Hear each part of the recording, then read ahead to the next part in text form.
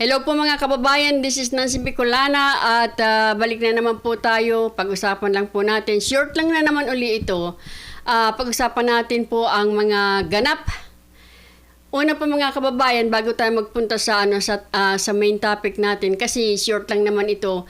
Komento ko lang po sa mga nangyayari ngayon dahil sa ang trial po ni VP Sara, so far po nakikita natin na wala pa po talaga silang maipakita na si VP Sara ay may ginawang bad enough na talagang i-remove siya, ipa-impeach siya o tanggalin siya mga kababayan.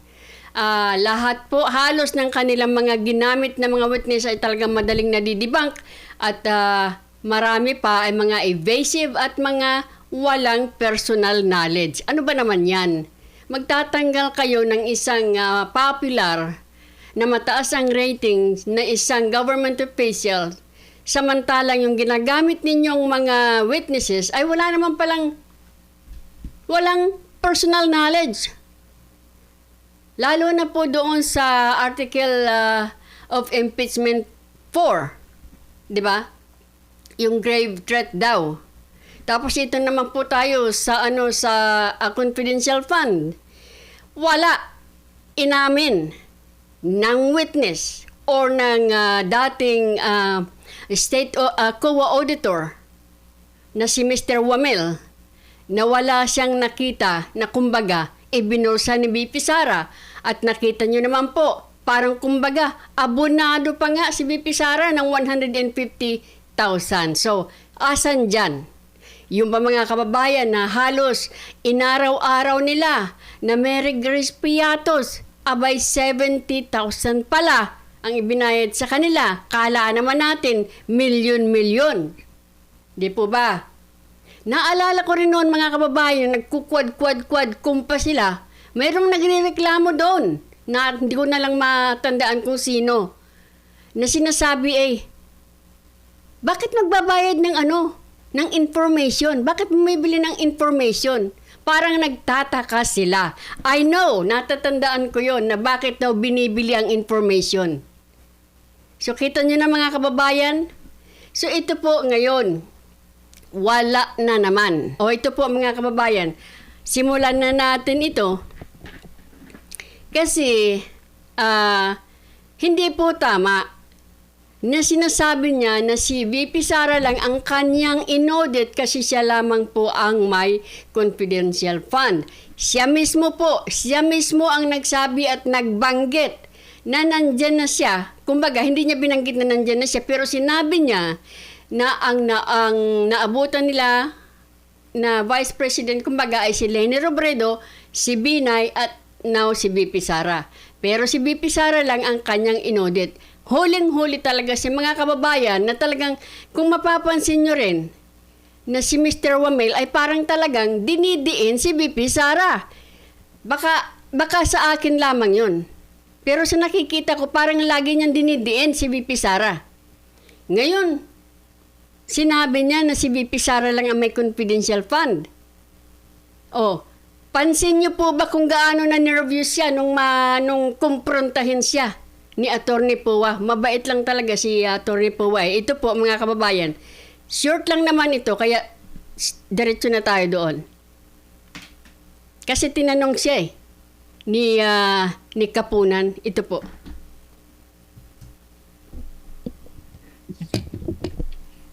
Now, Mr. Witness, you mentioned earlier na 9 years ka na with the COA ICFAO. At meron kang mentioned that you post-audited certain government agencies.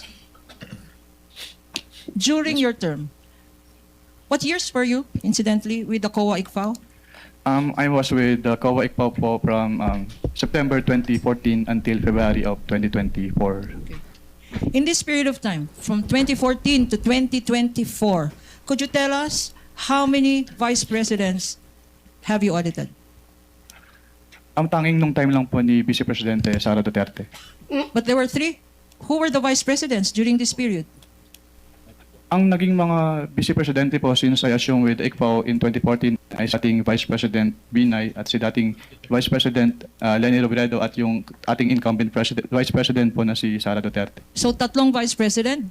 Vice President Binay, Vice President Robredo, at Vice President Sara Duterte. Sino-sino sa kanila ang inaudit mo tungkol sa confidential funds?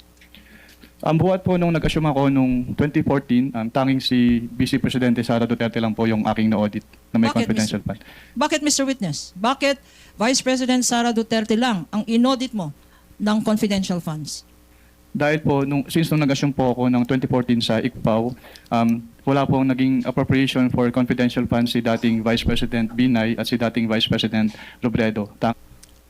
Sinabi niya na wala daw pong naging appropriation for confidential fund. Yung dalawa, di ba? Vice President Binay at Leni Robredo. Siya na ang nagsabi. As if alam na alam niya, di ba? Wala daw eh. O, okay. Si Sige. Vice President Sara Duterte lang po yung nagkaroon ng appropriation for the confidential funds. Di ba? And in the same period of time, 2014 to 2024, kasama ba sa mga national agencies na minention mo ang Department of Education? Yes, ma'am.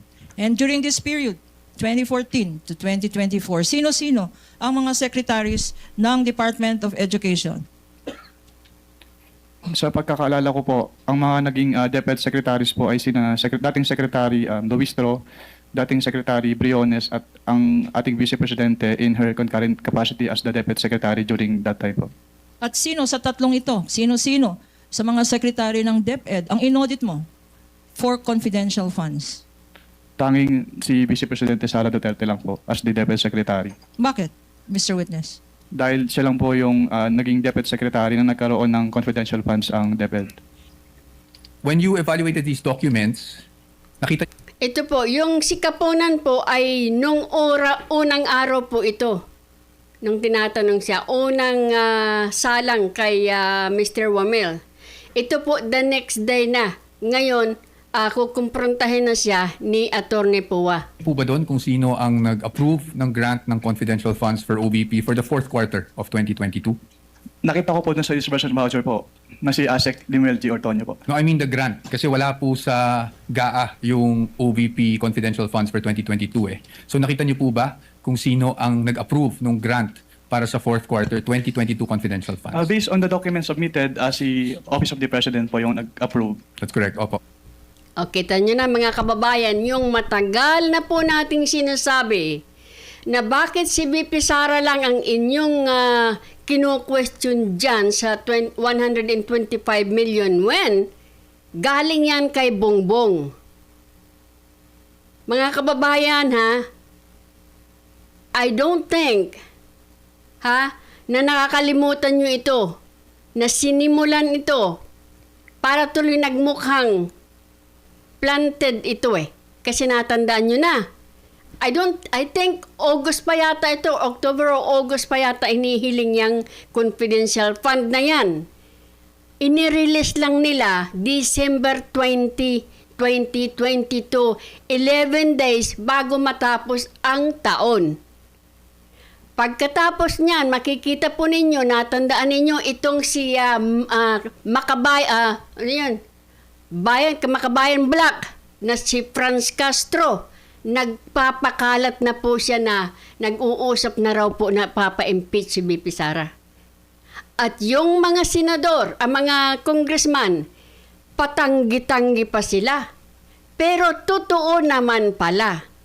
Natatandaan ninyo na kunyari sila na, inubos in 19 days. 19 days pa yung pagkakasabi nila, pero pumasok si Stella. 19 days yata yun. Sabi ni Stella Kimbo, no, 11 days. Ginastos yung 125 million. Si Stella Kimbo rin ang nagsabi na stick to the plan. Si Mr. Witness, mukhang may stick to the plan siya eh. Kung pakikinggan mo siyang mabuti. Pero tuloy na lang po tayo. Office of the President. Pagdating naman po sa OVP 2023 confidential funds, yun po ay nasa General Appropriations Act. Do you confirm that? Yes po. And pagdating naman po sa DepEd 2023 confidential funds, nasa General Appropriations Act din po. Tama po ba? Yes po. And as a lawyer, you would know that the GAA is enacted by Congress. Tama po ba? That's correct. Now yesterday, naalala ko po, Ayan na. natanong kayo doon sa time nyo sa ICFAO kung ilang vice president ang na-audit nyo pagdating sa confidential funds. Alala niyo po yon? Yes po, sir. At ang sagot niyo po ay isa lang, si Vice President Sara Duterte, the respondent in this case. Tama po ba? Yes po. Tapos Since I natin- assumed in ICPAO in Since- 2014. Sinuulit pa niya, paulit-ulit niya, since I assume in 2014, September siya ng 2014 nag-assume dyan. Ang kay Binay December yata yun, December 22, nandoon na siya sa ICPAO. You assumed in September 2014? Yes po, sir. Tama po. And you were asked, bakit si Vice President lang? Naalala niyo yung tanong na yun? Yes po. At ang sagot niyo po, kasi since you assumed siya lang po ang Vice President na nagkaroon ng appropriations for confidential funds. Tama po ba? Yes po. Since September 2014 po lang Diba, nag-assume inulit ako. na naman. Opo. Now, I'm showing you a document. If I may approach the witness, Your Honor. Counsel may approach. Lagot ka. Ayan. I am showing you a document Assisting counsel entitled from the prosecutors may also Oh, yes. approach should they so desire. I'm showing you a document, and this document is from the Department of Budget and Management, entitled Special Allotment Release Order, dated. Medyo malabo lang po yung document, no? December 22, 2014. Makita niyo po yan? At ang purpose po is to cover confidential activities for fiscal year 2014. You see that? Yes, sir. And nung December 22, 2014, nasa ICFAO na po kayo. Tama po ba? Up. Anong period po yan, sir? We have a clear here po. Date of issue, December 22, 2014. Yes po, nasa ICPAO na po. Tama po ba? Mm. At hindi po si Vice President Sara Duterte ang Vice President ng mga panahon na yun. Tama po ba?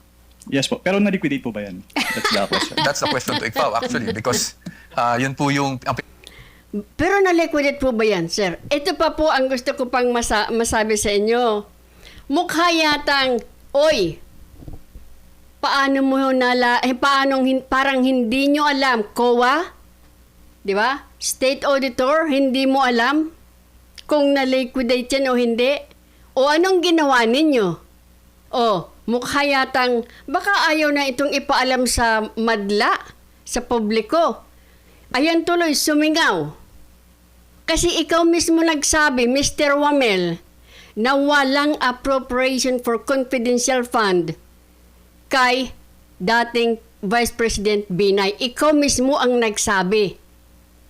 Kaya mo sinabing si Vice President Sara Duterte lang ang iyong inaudit dahil ikaw mismo ang nagsabi na wala yung confidential fund doon sa ibang Vice President. Ngayong naipakita sa iyo na hindi totoo yung sinasabi mo, ang tanong mo, pero na-liquidate po ba yan? O palagay na natin. Bakit si Attorney Powa ang tatanungin mo kung na-liquidate yan, hindi naman siya tiga-COA. Kayo ang tiga-COA. So, ibig kong sabihin, hindi nyo alam kung na-liquidate yan? Kung hindi nyo alam, anong nangyari sa pera? Baka nga ito ay hindi na dapat malaman pa na nabunyag tuloy o anong ginawa ng COA? Sa 6 million ba yun? Pakita ko lang sa inyo is nagkaroon po ng confidential funds. Ang Office of the Vice President noong 2014 issued December 22, 2014. Based on that document po, Meron. Meron. You confirm. Ayan. But that's okay, no? Because maybe you were just not aware yesterday when you were asked the question. Oy, ang bait lang ni Atty. Powa, no? Pero sa amin, no. Kasi agad mong sinabi na wala. Sana hindi ka na lang nagsalita na wala. Sana hindi mo na lang binanggit yan. Sabagay. Di ba?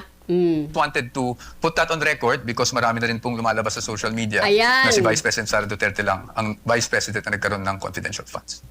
Ayan po, isa pa yan. Kayong mainstream media talaga. Hindi ko po alam kung ano na ba talagang stand ninyo. Kayo po ba talaga ay para sa taong mga kumakalaban kay VP Sara? Hindi na ba talaga kayo maaasahan? Kasi pansin po ninyo nung malaman, nung sinabi ni Mr. Wamel na si Vice President lang ang may confidential fund, hala! Sumabog yung balita na yan sa mainstream media. Kung yung headline nila, dami, grabe. Nung malaman na hindi pala at ang totoo, pati pala si Vice President Benay ay meron ding confidential fund. Ang problema, walang nakakaalam siguro kung na-liquidate yan dahil si Mr. Wamel, tinanong pa niya kay Attorney Bowa kung na-liquidate daw. Bakit siya ang tinatanong niya? Di ba? Nung nalaman nila na si then Vice President Binay ay merong confidential fund, aba, yung media na tamimi, nakita nyo na, masyado po kayong, grabe na po yung pagiging bias ninyo. Diba? Bias po talaga kayo. Ilan na lang ang mapapagkatiwalaan sa SMNI. Ngayon tinitira na naman nila. At ang Net25. At siyempre, mabuti na lang may mga vloggers po na nakakaalam din at nagbabalita. Pero kung aasahan itong mainstream media na to, Diyos ko po, hindi na po ito panahon ni Marcos Sr. na kapag sinabi ninyo, iyon na yun. Iba na po ang panahon ngayon. Pero sige lang, weather lang yan, sabi nga po. At kayo po, Sir, aywan sa inyo, kabago-bago mo palang abogado eh. But you confirm that, sir. Your Honors, just a manifestation, this has not been pre-marked. We just came upon this document yesterday after the statements were made. So upon the agreement made during pre-trial, we request that this be marked as exhibit for the defense, D-1-167-DE. -OVP. Let it be so marked. Thank you, Your Honors. Provisional only, Your Honor. Yes, of course, subject to the objections of the prosecution when the time is Of course, at appropriate. the proper time. Thank you, Your Honor. And we will provide the prosecution with a copy as well. Kindly you do know- that after, perhaps later on, after the trial, or now too, so that it can be made a subject matter of redirect should the counsel for the panel of prosecutors. Medyo malabo. so desire. I can give you Photocopy? just a photo. We would like to manifest that this is just a printout, Your Honor, and a photocopy that we retrieved from the office of the Vice President. Noted.